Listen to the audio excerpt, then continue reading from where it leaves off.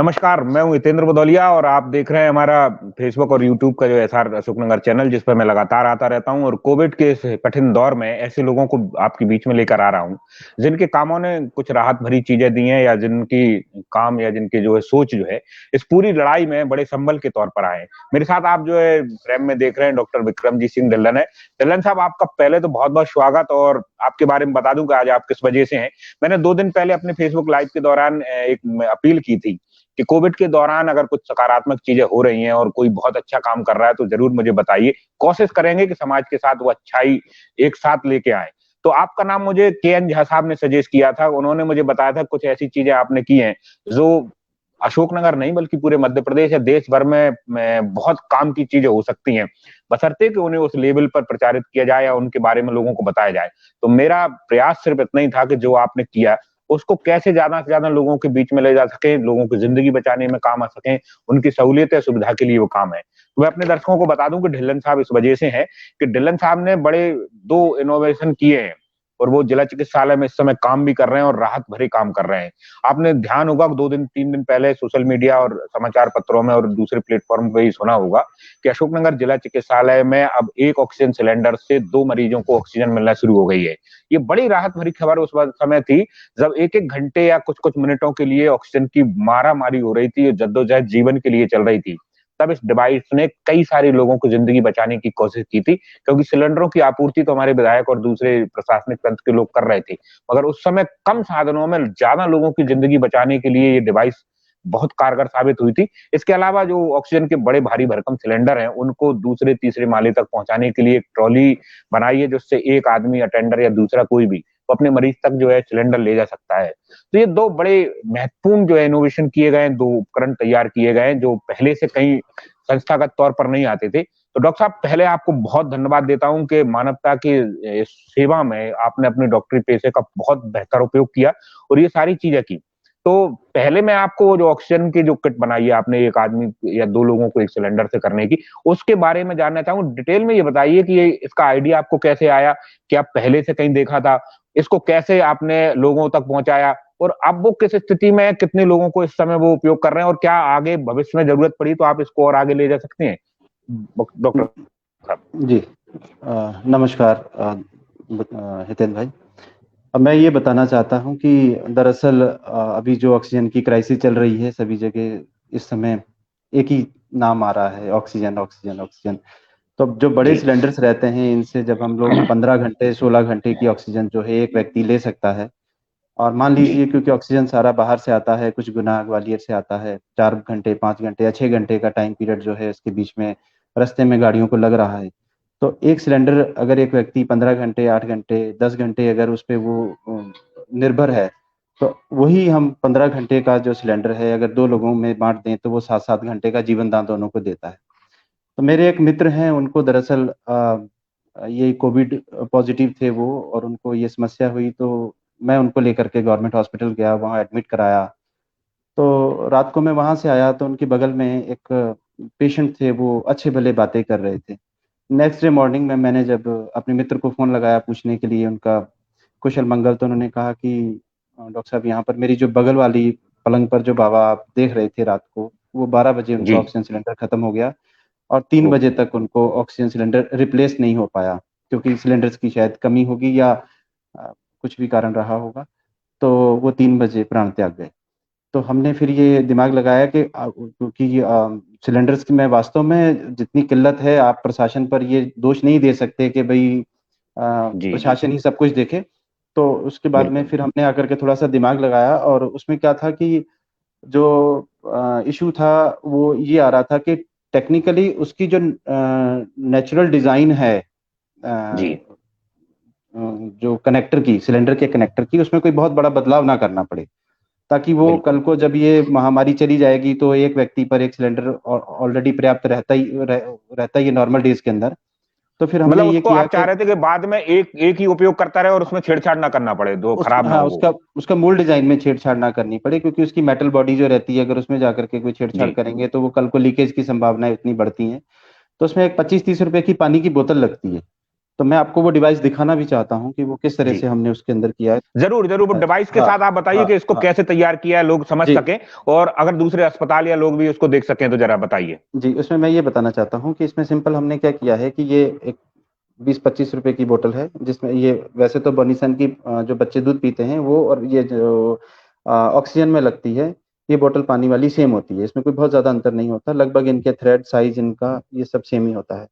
तो हमें क्या करना होता है कि ये हमने एक वॉल जो है, जो हमारे घर में आरओ लगे रहते हैं, आरओ को एक पाइप से जो हम कनेक्ट करते हैं, तो ये उसकी टोंटी, और इसके अंदर से हमने एक वाइशर डाल करके इसको इसमें छेद करके फिक्स किया है। और ये इसका नॉर्मल डिज़ाइन इसका इस तरह से रहता है। ये जो हॉस्पिटल के अंदर आपको मिलेगा कनेक्शन जहाँ से, ये इस तरह से इसके ऊपर एक ढक्कन रहता है, जिससे कि एक कनेक्शन नेचुरली पहले यहाँ से पेशेंट लेता है, और आप दूसरे बेड के लिए यहाँ से एक और कनेक्ट कर सकते हैं। कैसे कनेक्ट कर सकते हैं मैं ये भी दिखा दूँ आपको कि ये अगर आपका ऑक्सीजन पाइप है, तो आप इसको, ये जी वही वाला है जो हॉस्पिटल के अंदर सप्लाई में है, या जहाँ पर भी ऑक्सीजन लगाई जी जाती है इसी पाइप से लगाई जाती है। और दूसरी तरफ जी। वाला जो है वो पाइप आपको यहाँ लगाना है।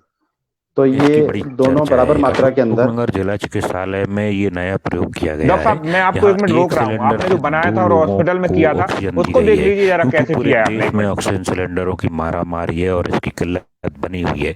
ऐसे में लोगों की जिंदगी बचाना और उखड़ती सांसों को थामने के लिए प्रयोग बहुत सराहा जा रहा है। इसमें प्रयोग ये किया गया है कि जिस सिलेंडर से कोविड मरीजों के लिए नीचे से ऑक्सीजन ले जाना और दूसरे और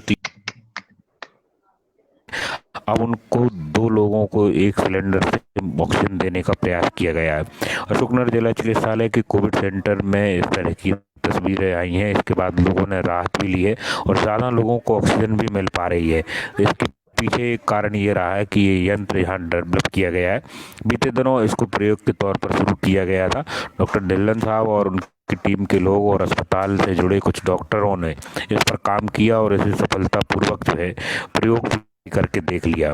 शुरू में इसको कंप्रेसर के माध्यम से प्रयोग करके देखा था कि आखिर कैसे ये काम करेगा और क्या लोगों के लिए मुफीद होगा, इसकी क्या दिक्कतें हो सकती है। इन सब चीज़ों पर पहले से ही काम किया जा चुका था, प्रयोग किया गया, और जब ये सफल हुआ तो दो अलग अलग लोगों को कैसे इसको दे सकते हैं उसकी पहले पूरी प्लानिंग की गई। किसी भी तरह की कोताही इसमें नहीं बरती गई। तो आप जो दृश्य में देख रहे हैं वो यही अशोकनगर जिला चिकित्सालय की है, और ये बहुत बड़ा प्रयोग रहा जो दूसरे देश या दूसरे शहरों के लिए या दूसरे अस्पतालों के लिए एक बड़ा नजीर बन सकता है। तो डॉक्टर साहब ये मैं आपको इसलिए बीच में रोका ये बताने के लिए कि आप जिस तरह की डिवाइस के बारे में बता रहे थे, लोगों को समझा रहे थे, तो मैं लोगों को ये बताना चाह रहा था कि वो डिवाइस सिर्फ देखने दिखाने के भर लिए नहीं है, वो जिला चिकित्सालय में काम कर रही है। तो अभी आपने जो चीजें बताई शुरुआती तौर में, लगभग कितनी डिवाइस तैयार की हैं और वो क्या काम कर रही हैं अभी जिला चिकित्सालय में? अभी हितेन जी, हम लोगों ने जो डिवाइस तैयार की है यहाँ पर, तो 5 डिवाइस तैयार हैं, और कल हम लगभग 25 डिवाइस गवर्नमेंट हॉस्पिटल को और दे देंगे, और जी परसों तक लगभग इनकी संख्या दुगनी हो जाएगी। जी। तो इस तरह से लगभग 50 ऑक्सीजन सिलेंडर्स पर ये डिवाइस जो है वो कनेक्ट हो जाएगी, जिससे 100 लोगों को फायदा मिलेगा। अच्छा, दूसरी एक चीज ये होती है कि सरकारी तंत्र की अपनी एक लाल फीताशाही होती है, और खासकर इतने गंभीर और महत्वपूर्ण मुद्दों पर किसी भी दूसरे प्राइवेट बॉडी को या प्राइवेट सेक्टर को इस तरह से इन्वॉल्व करना और फिर उस पर प्रयोग को जो है विश्वास के तौर पर ले पाना थोड़ा कठिन होता है। तो आपको इन सब चीजों में कोई तकलीफ तो नहीं हुई? प्रशासन ने, कलेक्टर साहब या दूसरे लोगों ने या अस्पताल से जुड़े लोगों ने कितना सपोर्ट किया इस मामले में? जी, दरअसल ये जो दौर है इसमें प्रशासन और जनता को मिलकर के ही इसका मुकाबला करना पड़ेगा। प्रशासन भी इस बात को समझता है, कई सारे आइडियाज़ जो हैं वो हमारे जो आपने देखा कि स्वास्थ्य समिति है या यहाँ के प्रबुद्धजीवी लोग हैं वो लोग देते हैं। प्रशासन हर चीज़ का तोड़ नहीं निकाल सकता। तो कलेक्टर साहब बिल्कुल। ने, जब जब मैं आज से 4 दिन पहले गया था, तो कलेक्टर साहब ने कहा था कि आप जल्दी से जल्दी ये डिवाइस तैयार करके दीजिए। तो जो सीएमएचओ सर जी हैं, सीएस साहब हैं, विधायक साहब, मंत्री जी, सब लोग, और दूसरे डॉक्टर जो वहाँ पर नोडल ऑफिसर हैं या दूसरे भी डॉक्टर हैं, सब लोगों ने इसको सराहा, और सब लोगों ने सहयोग किया। किसी ने भी इसको मतलब एप्रिसिएशन मिला सब लोगों से, तो जी जी। इसमें कोई दिक्कत अच्छा, एक चीज और बताइए डॉक्टर साहब, अभी आप बता रहे थे कि आपके एक मित्र को आप देखने गए थे और वहां एक बुजुर्ग की मौत हो गई थी सिलेंडर मिलने के कारण, इस वजह से ये इनोवेशन आपके दिमाग में आया। तो ये करने के पहले कभी बीच में या उसके पहले पूरी डॉक्टरी पेशे में इस तरह की किसी चीज को कभी देखा था आपने, या दिमाग में जेहन में पहले से कभी था ये सब चीजें? दरअसल हितेंद्र भाई, एक मुहावरा है बचपन से कि आवश्यकता आविष्कार की जननी है ना। आवश्यकता जब होती है तो आविष्कार होते हैं। क्योंकि ऐसी स्थितियां निर्मित हुई दिमाग में, ऐसा जहन में था कुछ कि भाई हाँ, इस तरह से इसको डिजाइन किया जा सकता है। और मैं आपको ये बता दूं कि जिन लोगों का प्रथम रूप से जो सहयोग मिला इसमें हमारे के यहाँ पर भारत जी ट्रैक्टर पार्ट्स वाले हैं, अबे जी भैया, अबे जी जैन साहब। जी। और एक हमारे साथ में जो बाल किशन प्लम्बर मिस्त्री हमारे जो भाई साहब बड़े, तो जी ये जी। दोनों बड़े, हाँ, इन लोगों ने बड़ा अप्रिशिएट किया। जैसे मैंने इनके अरे साथ ही बात ये तो शेयर की थी। आज के समय में बड़े बड़े इंजीनियरों से बड़े लोग हैं हमारे लिए। अगर इनकी बदौलत दो लोगों की भी जान बच गई, एक लोग की भी जान बच गई, तो ये हमारे हाँ लिए मिस्त्री मिस्त्री नहीं है, तो ये आजकल के जमाने में हमारे हाँ लिए हाँ। इंजीनियर तो से कोई कम नहीं उन्होंने है। निसंकोच, भाई साहब भी हॉस्पिटल पहुंचे और बालकिशन जी तो जा ही रहे हैं लगातार अलग अलग जगह फिट करने के लिए। तो जी उन्होंने मतलब बिना किसी डर के, भय के, उन्होंने कहा अरे बिल्कुल। और ये मैं सबको बता देना चाहता हूँ कि ये एक सबसे बड़ी बात है कि व्यक्ति ने मतलब आगे बढ़कर के मुझसे कहा कि मेरे लायक जो भी सेवा हो बताइए। तो मैं थोड़ा सा ये बताना चाहता हूँ कि इसके लिए जो इंदौर है, सियागंज, वो पूरी तरह से बंद है और वहां पर किसी को जाने नहीं दिया जा रहा, किसी भी जी दुकानदार को दुकान खोलने नहीं दी जा रही। तो माननीय कलेक्टर साहब ने इसके लिए लेटर जारी किया। लेटर हमने वहां पर उनको व्हाट्सएप किया। व्हाट्सएप के माध्यम से उन्होंने वहां लोकल थाने में अप्रोच की, थाने से उनके साथ सिपाही गया।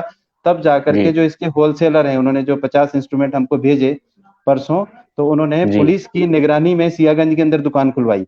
दुकान खोलने के बाद में फिर उन्होंने वो डिवाइस जो जो इंस्ट्रूमेंट था वो लेकर के वो बस पर रखा, कमला बस को, और हमें रात को पहुंचाया। देखिए तो ये इस तरह दौर से। ऐसा है डॉक्टर साहब, दौर ही ऐसा है कि एक एक आदमी को बचाने के लिए ऑक्सीजन सिलेंडरों को लेकर 150 किलोमीटर का कॉरिडोर बनाया जा रहा है। तो इसमें मैं आपके साथ उन सभी लोगों को बहुत बहुत साधुवाद दे रहा एग्जैक्टली। हूं, धन्यवाद दे रहा हूं कि जिनने इस नए इनोवेशन के लिए मेहनत की। और एक कठिन काम था, देखिए फेल होने की भी गुंजाइश थी, ना होने की भी गुंजाइश थी, मगर चुनौती तो साथ में थी। और इस चुनौती को तब बहुत महत्वपूर्ण माना जा सकता है जब ये किसी को जीवन बचाने के लिए चीज हो गई। देखिए आज भी जो जिला चिकित्सालय से जो चीजें निकल के आई और लोगों का कहना है कि सिलेंडर न मिल पाने के कारण लोगों की मौत हो गई है, समय पर सिलेंडर न मिल पाने के कारण मौत हो गई है, तो मैं उम्मीद कर सकता हूं ये लोग ऐसा मान रहे होंगे कि कम से कम कुछ लोगों को तो इससे राहत मिली होगी। कितने लोगों पर आपकी ये डिवाइस अभी तक उपयोग की जा चुकी है? मैं सिर्फ अभी एक सुझाव मेरी तरफ से मैं आपके माध्यम से बिल्कुल। देना चाहता हूँ। जो जो मेन जो काम की बात है वो ये मेरी नज़र में है कि हम लोग एक एक मिनट्स को देखें। देखिए, आप बिल्कुल ये ना सोचें कि मेरे पास अगर एक बड़ा सिलेंडर भरा हुआ है तो मैं तो 8-10 घंटे सेफ हूँ। जो साथ वाला साथी है वो भी आप ही का है, हमारा है। इस महामारी का हम एक दूसरे का हाथ से हाथ पकड़ करके, कंधे से कंधा मिला करके ही सामना कर सकते हैं।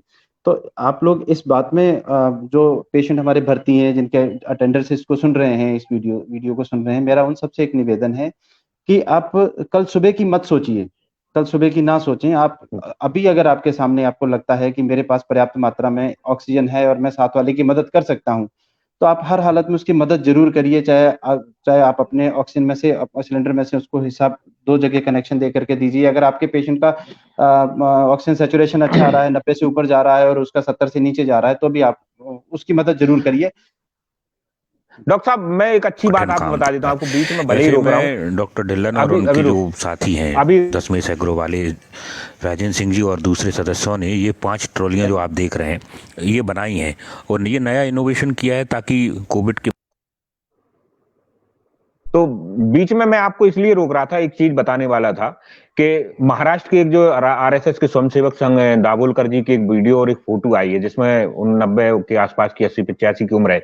और वो ये कह रहे हैं कि मैं अपनी उम्र जी चुका हूँ, एक युवक जिसकी अभी उम्र है और उसको जीवन जीना है, अपना बेड उसको देकर आए थे और वो खुद 2-3 दिन बाद इस दुनिया से चले गए। तो जो बात आप कह रहे हैं वो इस तरह के कारणों से हमारे जिला चिकित्सालय में हमारे कल पत्रकार मित्र है मोनू जो है, हिमांशु पुरोहित, उन्होंने अपना बेड खाली किया। बोले मैं अब स्वस्थ दिख रहा हूँ, अपने आप को जो है 40-41-42 साल की उम्र में अब अपने आप को स्वस्थ लिख रहा हूँ, उनका कहना है कि किसी दूसरे क्रिटिकल मरीज के लिए वो काम आए। तो आपकी ये बातें बहुत निसंदेह बहुत महत्वपूर्ण है और बहुत जरूरी भी है। तो ये ऑक्सीजन सिलेंडर को आपने 2-2 3-3 लोगों के बीच में पहुंचाने का काम किया और जिंदगी बचाने की एक जद्दोजहद में ये चीज बहुत आगे जाएगी। मुझे उम्मीद है कि और सारे अस्पताल जो इस तरह की समस्याओं से जुड़ रहे हैं, जूझ रहे हैं, उनको ये चीज पहुंचना चाहिए, उनके पास ये पहुंचना चाहिए कि आप भले ही कुछ समय के लिए सही लोगों को बचा सकते हैं, ताकि आगे उनको सर्वाइव करने में परेशानी ना हो। जो पीक टाइम होता है घंटे 2 घंटे का, उसमें उनको निकलवाने के लिए ये बड़ा वरदान भी साबित हो सकता है। डॉक्टर साहब, इसके अलावा इस मामले को यहीं कर रहे हैं क्योंकि समय की अपनी बात है, बाद में आप पे आते रहूंगा। एक और प्रयोग आपने किया था, इसको भी दिखाना इसलिए जरूरी है कि आवश्यकता आविष्कार की कैसे जननी होती है, उसका भी एक प्रयोग देखे लेते हैं। एक वीडियो हमने आपकी जो तैयार की है जिसमें एक ट्रॉली हाल बहुत जो भारी भरकम गैस सिलेंडर है, इनको 2-2 3-3 लोग नहीं ले जा पाते और हमारा कोविड सेंटर 2 और 3 मंजिल का है, उस तक पहुंचाने के लिए एक ट्रॉली आप लोगों ने जो है डिजाइन की है, तैयार की है। पहले उसका एक वीडियो देख लेते हैं, फिर वो कैसे की और उससे क्या फायदे हुए उन पर भी चर्चा करेंगे। उस वीडियो को थोड़ा देखते हैं।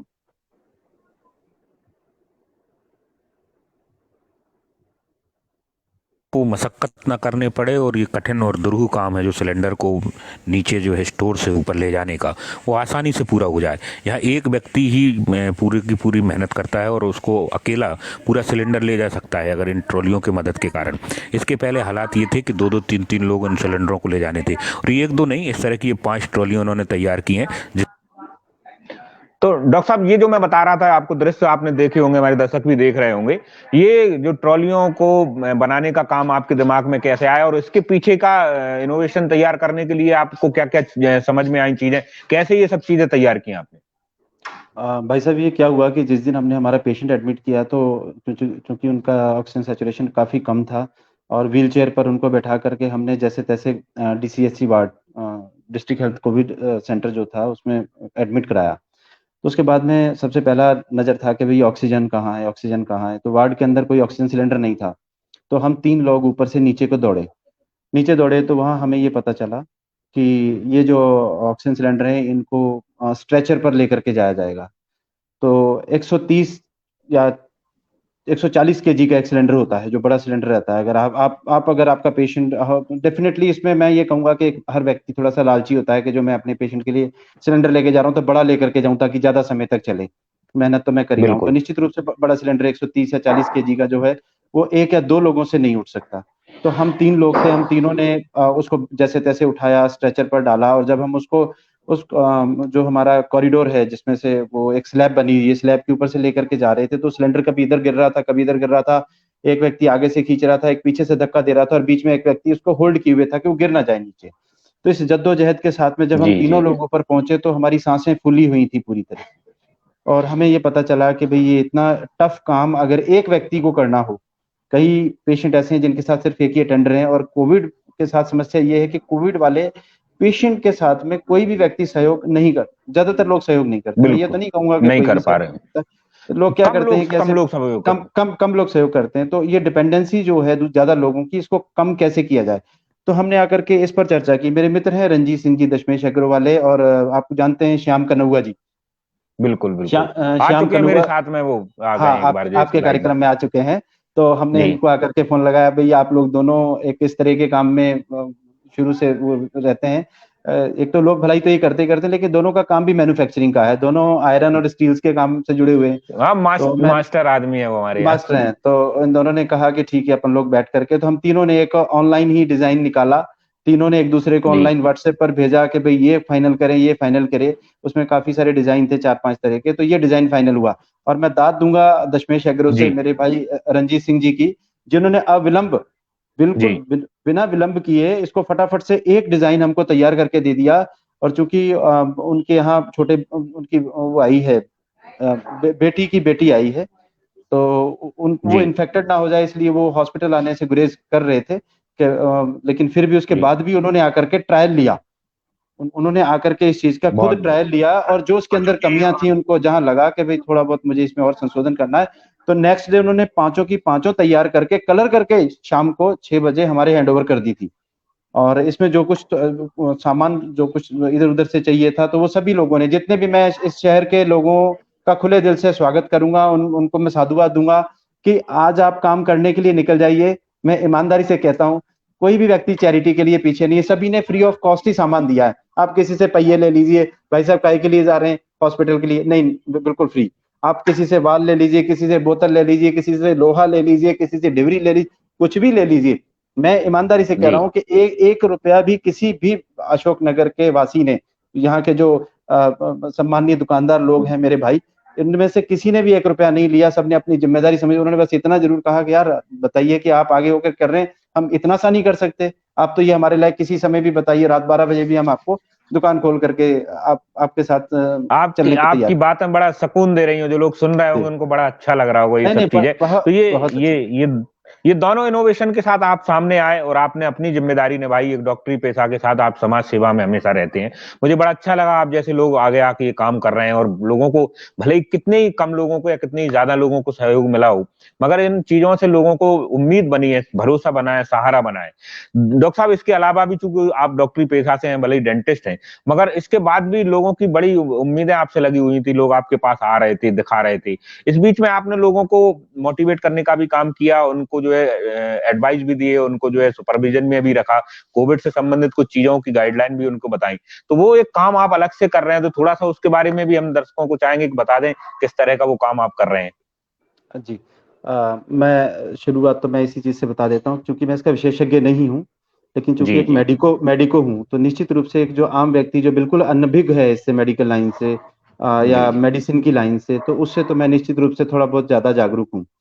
तो जहां तक बात है मेरे दायित्व की, मेरे कर्तव्य की या मेरे काम की, तो वो सिर्फ इतना ही है जितना एक गिलहरी का काम है राम सेतु बनाने में। इससे कोई बहुत बड़ा अंतर पड़ना नहीं है। समस्या विकराल है, समस्या बहुत विकराल है, बहुत बड़े बड़े माननीय विधायक साहब लगे हुए हैं। सेतु ऐसे ही बनेगा, आप निश्चिंत रहिए, अपने कंकड़ पत्थरों से ही सेतु बनेगा। बड़ा काम भले ही है, मगर प्रयास किसी के कम नहीं है उसमें जो है। हाँ, मेरा जो अपना काम है वो तो इतना है कि हम कम से कम हम जितने लायक हैं, जो हम कर सकते हैं उतना हमें करना चाहिए। तो आज क्या होता है कि हर व्यक्ति का अपना एक फ्रेंड सर्कल रहता है, उसके साथ कुछ लोग टच में रहते हैं। तो ऐसे ही मेरे भी फ्रेंड सर्कल लोग, टच में रहने वाले लोग हैं, जो लोग मुझसे ये सलाह लेते हैं कि अरे भाई हमारा ऑक्सीजन का लेवल इतना आ रहा है, हम फटाफट से हमें बेड दिलवा दो। ज्यादातर ये इस समय आज की स्थिति ये है कि उनको ये लगता है बेड मांग रहे हैं लोग, उनको ये लगता है कि डॉक्टर सुदीप मेरे मित्र हैं, उनके यहाँ एडमिट करा दो। उनको ये लगता है कि सरकारी अस्पताल के डॉक्टर मेरे मित्र हैं, वहां एक बेड दिला दीजिए। तो मेरा काम ये रहता है कि प्रथम दृष्टया ये चीज देखना कि क्या वास्तव में इन लोगों को हॉस्पिटलाइजेशन की आवश्यकता है कि नहीं, नीडीज है कि नहीं उसके लिए, वो सही बात है, नीडी है कि नहीं है। मेरा काम है सबसे पहले मैं उनकी केस हिस्ट्री देखूं और उनकी प्रॉपर काउंसलिंग कर दूं। काउंसलिंग से पेशेंट को ये बेनिफिट होता है कि कम से कम उनको एक मेडिकल एडवाइस मिल जाती है। जैसे आज एक यादव मित्र हैं हमारे, तो उनकी पत्नी का ऑक्सीजन सैचुरेशन जो था उन्होंने नहीं नापा, और उन्होंने फटाफट से फोन लगाया, हमारे मित्र हैं एक दया सिंह जी, उनको कि भाई आप भाई साहब हमको एक बेड जो है कैसे न कैसे करके उनके डॉक्टर सुदीप जी के यहाँ पर अरेंज करा दीजिए। तो उनका फोन आएगा, डॉक्टर साहब बात करो, वो ऐसा ऐसा हो गया, 3 दिन हो गए, खांसी जुकाम बुखार है, हट नहीं रहा है। तो हमने कहा कि कोई बात नहीं, आप बेड छोड़िए, पहले हम हमारी डायरेक्ट पेशेंट से बात कराइए। दरअसल बात को कन्वे करना बात अलग हो जाती है, और खुद पेशेंट के मुंह से सुनना बात अलग हो जाती है। तो मैंने जब उनसे पूछा तो मुझे कहीं से कहीं तक वो एबनॉर्मल नहीं लगे, कहीं से कहीं तक एबनॉर्मल नहीं लगे। हमने उनसे कहा कि आप ऑक्सीजन सैचुरेशन आपका कितना आ रहा है, तो कह रहे हैं कि मीटर नहीं मिल रहा है, पूरे मार्केट में देखा है। तो हमने हमारा लड़का भेजा उनके घर पे, हमारा लड़का भेजा कि भाई जाकर के ऑक्सीजन चेक करो, तो ऑक्सीजन था 99। अब बताइए 99 वाला पेशेंट भी अगर हॉस्पिटलाइज होगा तो हॉस्पिटल की क्या हालत होगी। तो ये जरूरी हो जाता है मेरे करने कितना रहा, तो कह रहे हैं कि मेरे करने से जो मेरा काम है उससे ये है कि हम जो एक्चुअल नीडफुल पेशेंट हैं उन लोगों को ही हॉस्पिटल जाने दें। आज 2 पेशेंट खनिया दाना से आए, वो लोग भी इस उम्मीद के साथ आए थे कि हमें अस्पताल जाना है, जबकि हमने उनसे कहा कि नहीं, आप बहुत अच्छी स्थिति में है। एक मैं आपके माध्यम से थोड़ा सा वैक्सीनेशन के बारे में थोड़ा सा लोगों को जागरूक करना चाहूंगा। जरूर, मैं उसी पे जा रहा था। ये काम के साथ में आप लोगों की जागरूकता के लिए बहुत बड़ा रोल हो सकता है, लोगों को जो है इसके बारे में बताने के बारे में, जरूर वो चीज आप बताइए जरूर। मैंने वैक्सीनेशन के संदर्भ में एक स्टडी, जो ट्रायल बेसिस पर एक स्टडी हुई है, मैंने उसको पढ़ा, तो उसमें ये लिखा, इसमें ये पाया गया कि जो 78 लाख लोगों को वैक्सीनेशन हुआ था, जिसमें दोनों वैक्सीनेशन हो चुके थे। और दरअसल इसमें ये बताया जाता है कि दूसरा वैक्सीनेशन होने के 2 सप्ताह के बाद, 14 दिन के बाद हम लोग पूरी तरह से एंटीबॉडीज तैयार कर पाते हैं, अपना शरीर पूरा एंटीबॉडीज तैयार करता है, जो कि कोरोना वायरस के साथ लड़ती है, फाइट करती है, हमको सेफ करती है। तो आज एक कोई ऑफिसर हैं नगर पालिका के अंदर, सरकारी ऑफिसर हैं, एज तो उनकी 27-28 ईयर है, लेकिन चूंकि वो एक फ्रंटलाइन वर्कर के तौर पर उनको वैक्सीनेशन दोनों हो चुके थे, तो वो कल पॉजिटिव आ गए। कल उनका कोरोना, वो कल कोरोना पॉजिटिव आ गया, जबकि उनको फरवरी में उनके दोनों वैक्सीनेशन टिल फरवरी कंप्लीट हो चुका था। तो उनकी वाइफ जो थी उनको भी खांसी जुकाम बुखार है और उनको सर को भी थोड़ा सा है मामूली। तो वैक्सीनेशन होने की वजह से वो सर को बहुत माइल्ड इफेक्ट आया है, बेहद माइल्ड। दोनों मतलब जो वैक्सीनेशन फेफड़ों का संक्रमण है या ऑक्सीजन का लेवल कम होता है, वैक्सीन लगने के बाद वो कम हुआ है। बेहद कम। वो भी मैं बता देता हूँ, लोगों के दिमाग में एक चीज रहती है कि अरे भाई देखो उनके दोनों वैक्सीनेशन हुए, उनको फिर भी कोरोना हो गया। आप इस तरह से जी जी समझिएगा इसको, मैं इसको एक उदाहरण के तौर पे समझाना चाहता हूँ कि दोनों वैक्सीनेशन बिल्कुल होने के बाद भी कोरोना होना संभव है। और वो जी कैसे संभव है, इसको इस तरह से समझिएगा कि हमारे शरीर के अंदर जो एंटीबॉडीज बनती हैं, जब कोरोना का वायरस शरीर के अंदर एंटर होगा और वो एक्टिव होगा और वो अपना जी असर दिखाना शुरू होगा, तो हमारी एंटीबॉडीज एक्टिव हो जाएंगी। तो उसके साथ जब वो एंटीबॉडीज हमारी लड़ेंगी, हमारे शरीर को जो रोग प्रतिरोधक क्षमता को बढ़ाएंगी, तो हमारा शरीर जो है उसको हरा सकता है। जैसे एक बि- धन, किसी किसी व्यक्ति ने एक धन अपने घर के अंदर खुले में रखा हुआ है और जी चोर आया और चोर आकर के उस धन को चुरा के ले गया, और उसी बिल्कुल। व्यक्ति ने उस धन को एक तिजोरी में बंद करके रखा है। तो तिजोरी में बंद करने का मतलब ये नहीं कि चोर नहीं आएगा, नहीं आएगा, सही बात है। चोर फिर भी आएगा, चोर फिर भी आ तो सकता है, लेकिन खुले में जो धन पड़ा हुआ है जितनी आसानी से उसको चुरा के ले जा सकता है, निश्चित रूप से तिजोरी वाले धन को उतनी आसानी से नहीं चुरा सकता। तो ये बहुत वैक्सीने बहुत गजब की व्याख्या है आपकी ये। हाँ, वैक्सीनेशन का सबसे बड़ा बेनिफिट ये है कि आप ये नहीं मानिएगा, वैक्सीनेशन ये नहीं होता है। बच्चों में भी बचपन से वैक्सीनेशन होते हैं और बड़े होकर के उनमें भी संक्रमण होते हैं, लेकिन वो जानलेवा नहीं रह जाते। वो होते हैं फॉर द टाइम पीरियड, होते हैं 5 दिन हुआ, 7 दिन हुआ, तो उसके बाद वो ऑटोमेटिक खत्म हो जाते हैं। तो मतलब हम आपके इसको माध्यम इसको से आसान भाषा में ये समझ लें कि मलेरिया जैसी एक बुखार होगा, कोरोना जो आपको 2-3 दिन जी, परेशान करेगा, सर दर्द करेगा, बस बुखार करेगा, और इसके बाद असर खोके ये हम सामान्य हो जाएंगे उससे। ये नॉर्मल फ्लू की तरह से फ्लू होगा। जैसे फ्लू जी रहता है, नॉर्मल फ्लू, जुकाम जी। हुआ, थोड़ा बहुत खांसी वांसी हुई, हल्का फीवर, हरारत हुई और ये चला गया, है ना। तो मौसमी इसलिए वायरल की बीमारी जैसा हो जाएगा। एग्जैक्टली बिल्कुल इसी तरह से जी 200 से ज्यादा प्रकार के वायरस ऑलरेडी हमारे शरीर के अंदर हैं, ऑलरेडी हैं शरीर जी के अंदर। बस ये वायरस जी इस तरह का है क्योंकि इससे हमारा सामना पहली बार हुआ है। तो हर वायरस को खत्म करने की अपनी अलग एंटीबॉडीज होती हैं। कोरोना को खत्म बिल्कुल। करने के लिए वो एंटीबॉडीज हमारे अंदर डेवलप नहीं हुई, या तो वो हर्ड इम्यूनिटी से डेवलप जी होंगी या फिर वो वैक्सीनेशन से डेवलप होंगी। जी। और जो आपने मुझसे एक सवाल पूछा था, मूल बात पर आते हैं अपन। तो जो कि भी हम कुछ लोगों का जो ट्रीटमेंट दे रहे हैं या कुछ लोगों को एडवाइस जो दे रहे हैं, तो उसमें क्या होता जी है कि मेन चीज लोगों के अंदर घबराहट का माहौल ज्यादा है, भय का माहौल ज्यादा है। लोग नकारात्मक चीजें, जैसे मैं इसको इस तरह से लूंगा कि एक आटा कितना भी ज्यादा हो लेकिन एक चुटकी नमक डाल दें तो नमक अपना टेस्ट देता है। हजारों लोग ठीक होकर के जा रहे हैं, वो शायद नहीं दिख रहे, एक या दो लोग अगर जाते हैं और खास करके सगे संबंधी जब चले जाते हैं तो ज्यादा हाहाकार होती है। तो लोग ये नकारात्मक चीजें, जैसे मैं इसको इस निश्चित रूप से समय खतरनाक है। हमारे पास उतनी अच्छी मेडिकल फैसिलिटीज अभी इतने लोगों के लिए नहीं है, और सब जितनी भी तैयारियां थी ध्वस्त हो गई, पूरी की पूरी तैयारियां। लेकिन फिर भी हमें पॉजिटिव रह करके ही इस पे जीत मिलेगी। तो बी पॉजिटिव हमेशा, ये मैं आपको आपके माध्यम से सबसे कहना चाहूंगा। तो इतना जानलेवा देखिए नहीं है। मेरा मैं तो मूल मेरा जी जी मेरा तो मैं मूल मंत्री सकारात्मकता है। मैं जिस दिन से आप मुझे देख रहे होंगे, मैं लगातार लोगों के बीच में एग्जैक्ट आने का हाँ प्रयास करता रहता हूँ, लोगों को लेके आता रहता हूँ। तो सकारात्मक बातों को, सकारात्मक चीजों को लेकर आता हूँ। आपने शायद देखा भी होगा ये सब चीजें। एग्जैक्टली मैं थोड़ा सा, क्योंकि क्या है, बातें कहते हैं कि कथनी और करनी में अंतर होती है। मैं मेरे बारे में व्यक्तिगत रूप से बता देता हूँ कि जब कोरोना की पहली लहर आई थी तो उस समय कोरोना, जी आज ठीक है, आज लोग जान गए हैं कोरोना क्या है, कैसे बचना है, क्या करना है, क्या नहीं करना।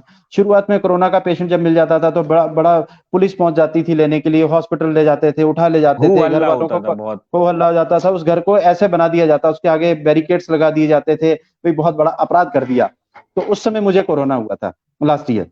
तो मेरे बिल्कुल 80% बिल्कुल। लंग्स 80% लंग्स मेरे इन्फेक्टेड हो चुके थे, 80% लंग्स इन्फेक्टेड हो चुके थे। ऑक्सीजन सैचुरेशन काफी कम हो चुका था, लेकिन मेरा मनोबल जो था वो बहुत ऊंचा था। बहुत सारे मेरे आपके जैसे शुभचिंतक मित्र जो थे वो कहते थे बाहर चलें। उस समय इंदौर के अंदर और भोपाल के अंदर मारामारी हो गई थी, लेकिन बहुत ज्यादा नहीं, प्रयास करते तो एक आध बेड तो मिल ही जाता, इतनी नहीं थी जितनी अभी इस समय है। तब भी मैंने यही उपयुक्त समझा कि चूंकि इसका ट्रीटमेंट सभी जगह एक ही सा है, तो अगर हम बाहर जाके इलाज कराएंगे तो मुझे मेरे अशोकनगर के डॉक्टर्स पर भी भरोसा है, अपने यहाँ के मेडिकल टीम, मेडिकल एक्सपर्ट्स पर भी हमको भरोसा करना चाहिए। जैसा वो कहें हमको उनकी जो गाइडेंस है, जो उनकी गाइडलाइंस है, उनको फॉलो भी करना चाहिए। आप सबसे गुजारिश आपके माध्यम से एक ही है कि आम हर घर के अंदर खांसी, जुकाम, बुखार, आपको ये इस चीज को समझना पड़ेगा कि कौन सी चीज खतरनाक है और किस चीज को हम खतरनाक नहीं मानते। आज इसको लेके अगर आपने देखा हो तो डॉक्टर डीके जैन साहब को मैं सुबह सुबह लेकर आया था, उनको लोगों ने खूब देखा, उनको खूब पसंद भी किया, क्योंकि वो उनकी बात लोग मांगते हैं। असली में मैं और आप कहेंगे तो शायद कम लोग माने, मगर उनकी बातों को लोगों ने खूब शेयर किया। तो लगभग 300 से ज्यादा लोग उसको शेयर कर रहे हैं, 8-10 हजार लोग उसको देख चुके हैं। तो मैं लगातार प्रयास कर रहा हूँ और आपके पास भी देश था कि साधुवाद देता हूँ, आपको बहुत शुभकामनाएं देता हूँ। ईश्वर आप में ये चेतना बनाए रखे और लोगों को जो है भले करने के लिए आपके जो संकल्प हैं वो हमेशा दृढ़ रहें, मजबूत रहें। और कोरोना काल तो खत्म होगा, फिर हम और आप मुस्कुराएंगे, आगे जाके काम करेंगे। आज आप मेरे साथ जुड़े, अपनी बातें बताई। आप कभी दोबारा कोरोना के पेशेंट ना बने, मेरी आपके लिए ईश्वर से ये दुआएं हैं। आप स्वस्थ रहें, प्रसन्न रहें, सब परिवार। बहुत बहुत धन्यवाद, पुनः आप मेरे साथ जुड़े। आपका भी धन्यवाद। Thank you. ओके।